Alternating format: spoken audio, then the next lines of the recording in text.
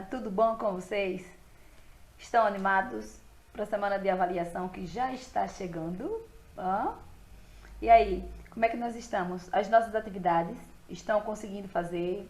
Estão entregando aos professores? Estão compreendendo, né, os conteúdos trabalhados? Então, espero que vocês estejam se dando muito bem, tá bom? Sejam todos muito bem-vindos ao nosso encontro semanal de ciências. E nesta semana, né, nós temos revisão do conteúdo da semana anterior. E quem é que está lembrado aí o que foi que nós falamos na semana passada? Hã? Vamos lá? Quem disse elementos químicos acertou, hein? Mas nós vamos para o nosso livro, né? Rever lá o conteúdo da página 115 a 118. Gente, o que foi que nós vimos a respeito dos elementos químicos? Sabemos que são conhecidos, né, até o ano de 2016, né? São conhecidos 118 elementos químicos, mas somente 92 ocorrem naturalmente na Terra, né? Então, outros foram produzidos em laboratórios. Olha aqui a imagem de aceleradores de partículas, que é onde ocorrem, né, essa formação, essa criação desses novos elementos. Vamos lá. Uns elementos se transformam em outros. Cada elemento químico é representado por um símbolo, formado por uma ou duas letras, que em geral compõem o nome em grego ou latim do elemento. A letra S, por exemplo, é o símbolo do enxofre, que é sulfur em latim. Quando há mais de um elemento químico que começa com a mesma letra, como carbono e cálcio, né, os dois começam com C, flúor e ferro, os dois começam com F, um deles é representado com duas letras, não é? Por exemplo, o carbono é C, o cálcio não pode mais ser apenas o C, não é? Então é o C e o A. Flúor é F, o ferro é Fe. Nesses casos, a primeira letra é maiúscula e a segunda é minúscula, ambas de forma. Quando há uma única letra, ela é sempre maiúscula. E nem sempre aparecem as duas letras iniciais do nome, né? O símbolo PT identifica a platina. Então, observe que o T não está junto do P, né? Ó, seria PL, se fosse juntas, né? Então, não tem essa sequência aí. Zn, que é o zinco, Pb, que é o chumbo, do latim plumbum. Certo? Estamos mais ou menos entendendo aí como é que funciona isso, as letras, né? O símbolo que representa o nome do elemento. Vamos lá. Mas de onde vêm os nomes dos elementos? Olhem só, alguns nomes indicam uma propriedade do elemento. Cloro vem do grego clorós, que significa amarelo esverdeado. Fósforo em grego é o que traz a luz. Algumas formas de fósforo brilham no escuro, que são fosforescentes. Há também nomes que se referem a corpos celestes ou a figuras mitológicas. O Hélio, que é o Sol, e Promécio, de Prometeus, da mitologia grega. Outros homenageiam pessoas, como é o caso de Estênio, em referência ao cientista Albert Einstein. Existem alguns nomes que foram dados indicando o lugar em que o elemento foi descoberto. Hafnio foi descoberto em Copenhague, na Dinamarca, que em latim é Hafnia. E há ainda nomes que se referem a uma característica do material em que o elemento foi encontrado.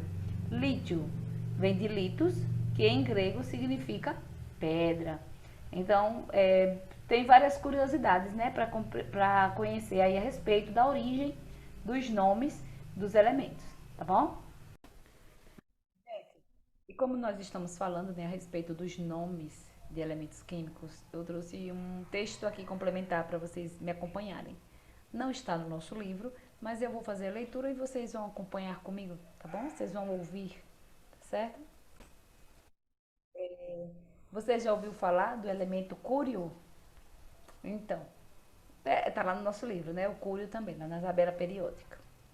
O cúrio, curiosamente, não foi descoberto pelos Curies. É um casal, né? Nós estamos falando. Quem eram os Curies? Ou os Curies, né? Porque é um nome francês. Um casal, né? De Marie Curie e Pierre Curie. Eles eram cientistas, né? E muito inteligentes, muito trabalhadores, né, muito esforçados, e eles conseguiram grandes descobertas. Mas o Cúrio não foi eles que descobriram. A dupla dinâmica, Marie e Pierre Curie, descobriu o polônio e o rádio. 84 e 88. 88 é o número atômico deles. Mas não o Cúrio. De fato, nenhum dos elementos que receberam nomes de pessoas foram descobertos por elas, com a possível exceção de Seaborg, o 106, dependendo de como você define descoberto por. Uma razão é que não é um jogo.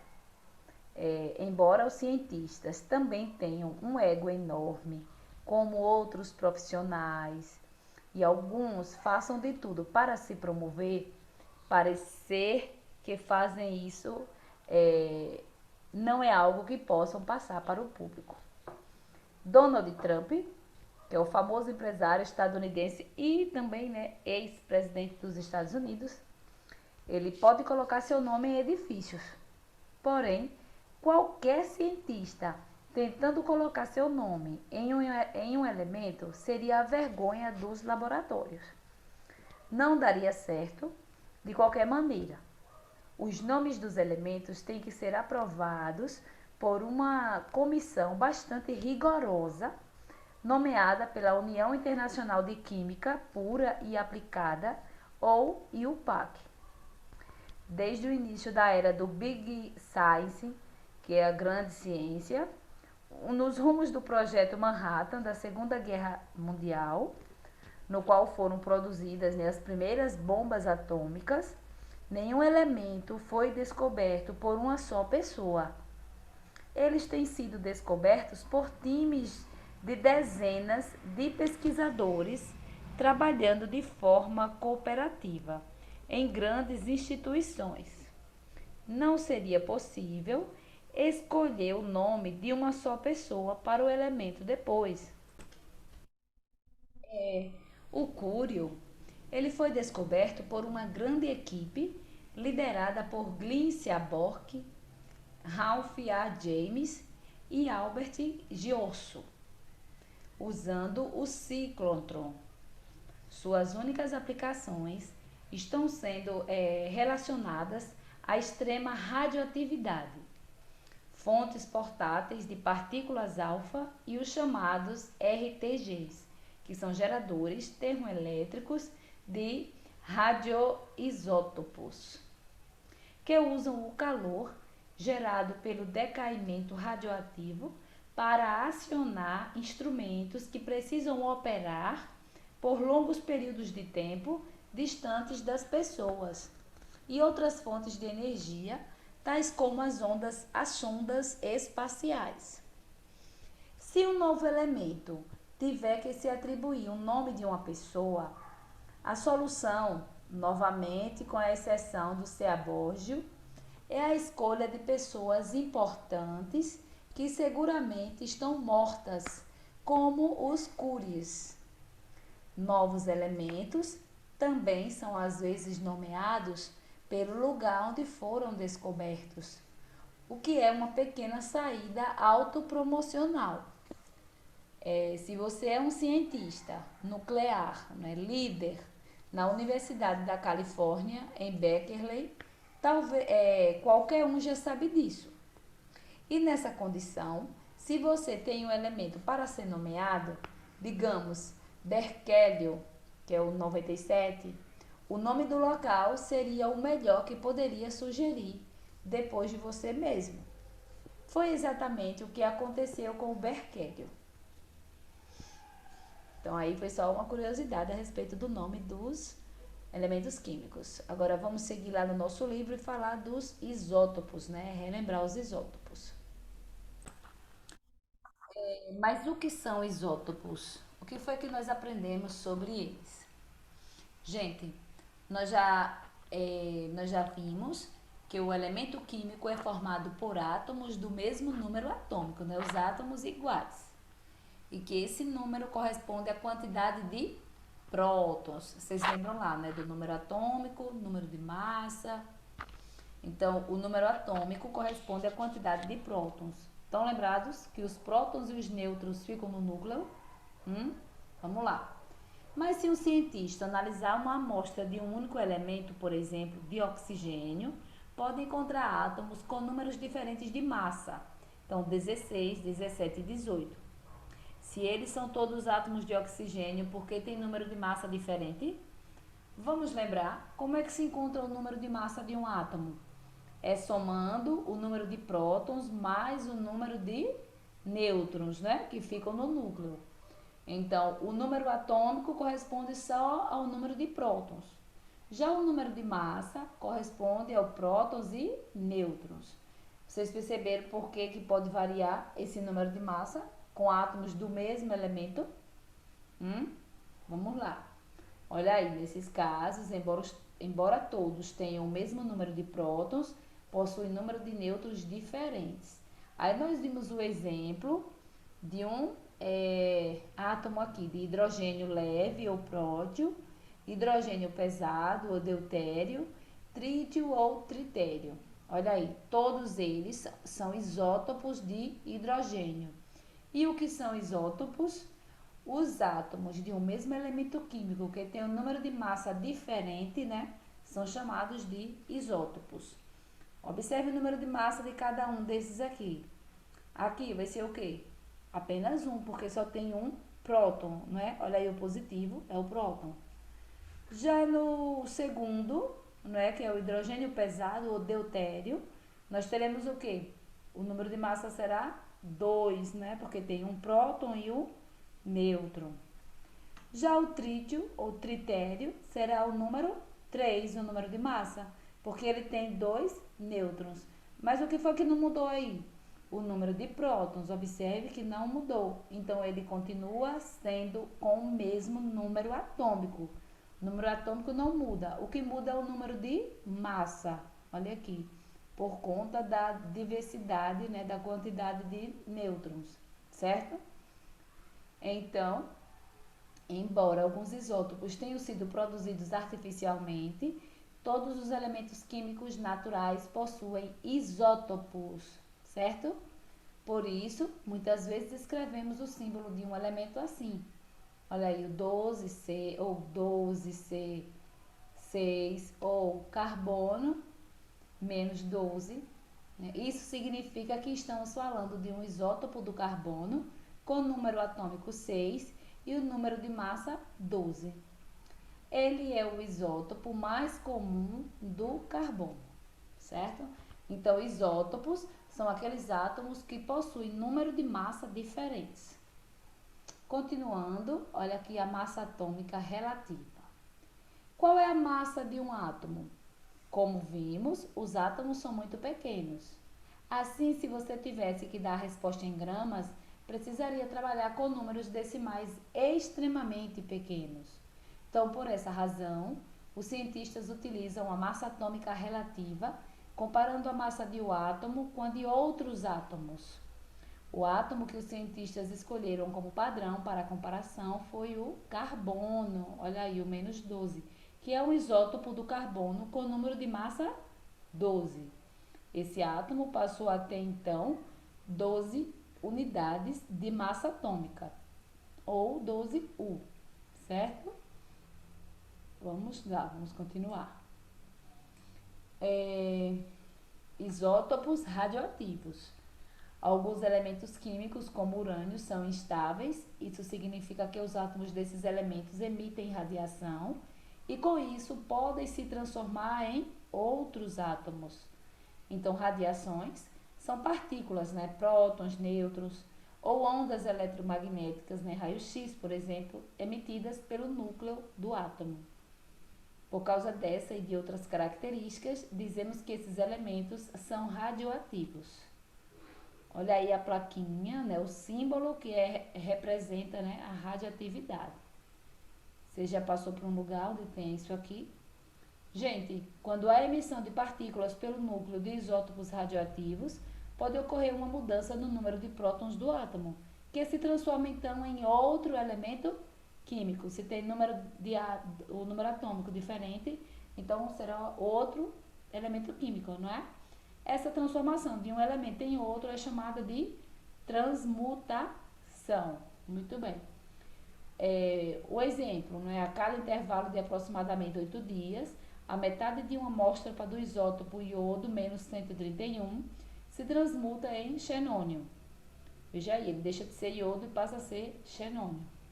Esse tempo necessário para que a metade de uma amostra de material radioativo se desintegre é chamado de meia-vida. Cada elemento tem um tempo de meia-vida característico. Olha aí a fissão celular. Vamos lá. Esse processo de quebra do núcleo em dois núcleos menores, chamado fissão nuclear, é uma das formas de obter energia nuclear. Vamos lá, gente. Observe aí. As explosões. Dependendo da massa de urânio submetida à fissão, a energia liberada é capaz de provocar uma enorme explosão, como a que ocorre com uma bomba atômica. As substâncias radioativas que surgem a partir do urânio precisam ser descartadas, que já dificilmente podem ser reaproveitadas. Além disso, algumas têm meia-vida muito longa e têm de ser armazenadas em instalações especiais. Continuando, vou mostrar para vocês esse textinho aqui. O ciclo do combustível nuclear. O átomo de urânio é o primeiro elemento químico da natureza em que se descobriu a capacidade de radiação ou emissão e propagação da energia de um ponto a outro. Essa radiação, se descontrolada, pode provocar os acidentes nucleares. Se bem utilizada, é aplicada em atividades importantes e até mesmo vitais, como a medicina. A maior aplicação do átomo do urânio é em usinas térmicas para a geração de energia elétrica, as chamadas usinas termonucleares. De uma maneira muito simplificada, nesse caso, o núcleo de átomo é submetido a um processo de fissão, que é divisão, para gerar energia. Se a energia é liberada lentamente, manifesta-se sob a forma de calor. Se é liberada rapidamente, manifesta-se como luz. Nas usinas termonucleares, ela é liberada lentamente e aquece a água existente no interior dos reatores, a fim de produzir o vapor que movimenta as turbinas. Gente, vocês já ouviram falar do Césio? Vocês já ouviram falar de um acidente nuclear que aconteceu no Brasil? Uma coisa terrível que aconteceu em Goiânia, há alguns anos atrás, né? Uns 30 e poucos anos atrás. Você pode procurar aí na internet a respeito do Césio.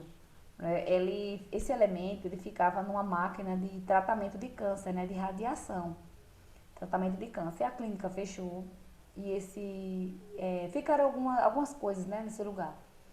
E aí umas pessoas que trabalhavam em ferro velho foram até esse lugar à procura, né, de ferro velho justamente, e encontrou uma máquina lá, uma peça, e levou para o ferro velho. Aí quando foram desmontar essa peça, acharam uma coisinha muito interessante para eles. Um pozinho que brilhava no escuro, e ficaram encantados com isso aí, começaram a mostrar para a família, para amigos, esse produtinho, esse pozinho que eles acharam lá era justamente o césio. E ele tinha radiação e ele provocava doença nas pessoas. Foi terrível. Se vocês tiverem a oportunidade de assistir ao filme, vocês vão gostar. É história, bem história. A imagem não é muito boa, né? Só se já arrumaram outro hoje com a imagem melhor. Eu assisti, acho que já tem uns 2 anos. Mas é bem curioso.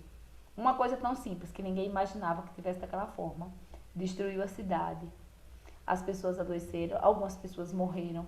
Tiveram que fazer um batalhão, né, de pessoas todas protegidas com aquelas roupas assim para tirar tudo daquele lugar, destruir o ferro velho, casas vizinhas. Tudo foi jogado no lixão, assim, num lugar bem subterrâneo, em tonéis, tudo fechado. Esvaziaram as pessoas tudo passando por um processo de limpeza, né, como se fosse de purificação mesmo. Nas imagens vocês ficam impressionados. Então foi bem interessante de se ver. E é algo assim, é muito importante, a gente tem que ter cuidado com o que a gente mexe. Quando tiver aquela plaquinha que a gente acabou de ver, é porque é muito importante. Nós não percebemos quando a gente olha, igual essas pessoas que olharam no ferro velho. Nunca que elas iam imaginar que um pozinho daquele fosse fazer mal a tanta gente. E, no entanto, as pessoas estavam doentes e eles adoeceram. Eles ficaram por muito tempo fazendo tratamento, outros morreram, outros sofrem até hoje ainda por conta dos problemas de saúde que foram causados e por uma coisa que ninguém não imaginava que podia acontecer. Então aconteceu, né, aqui no Brasil, e é muito importante a gente ter atenção para as coisas para não acontecer, né, dessa forma, que é muito difícil. Vamos voltar lá para o nosso livro. Nessa aula de hoje nós só temos uma questão, né, para responder, que é a questão 17. A explosão de uma bomba nuclear libera um isótopo radioativo do estrôncio, de número de massa 90, que pode ser incorporado aos ossos e causar doenças no ser humano. Essa incorporação ocorre porque o estrôncio, né, 90, tem propriedades químicas semelhantes a de outro elemento presente naturalmente nos ossos. Qual é esse elemento? E justifique a sua resposta. O nome do elemento que faz parte da composição natural, né, dos nossos ossos. Qual seria esse elemento? Saberiam dizer? Vamos lá. É o cálcio. O cálcio, justificando a resposta, né? Pois pertencem à mesma família ou grupos e apresentam as mesmas propriedades, certo? Essa, essa atividade de hoje foi boa, que é pequenininha, né? Vocês nem gostaram, hein? Muito bem, podem responder e enviar ao professor, tá bom?